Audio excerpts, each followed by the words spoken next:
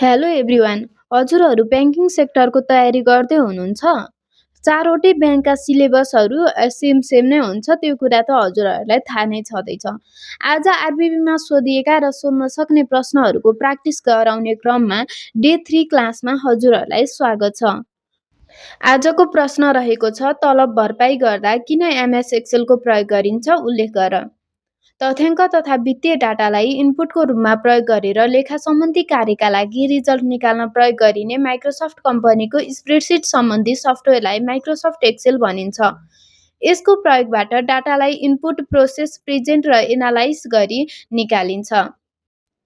तलब भरपाई तयार पार्नका लागि निम्न कारणहरूले एमएस एक्सेलको प्रयोग सान्दर्भिक मान्ने गरिन्छ, जसलाई बुँदागत रूपमा प्रस्तुत गरिएको छ।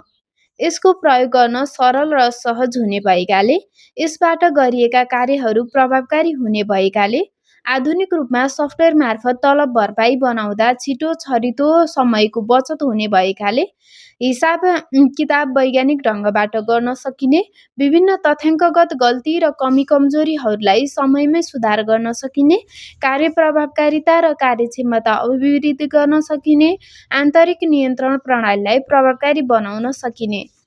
निष्कर्षमा उल्लेखित कारणहरूले गर्दा हरेक संस्थाहरूमा कर्मचारीको तलब भरपाई तयार गर्दा एमएस एक्सेल नै प्रयोग गर्ने गरिन्छ।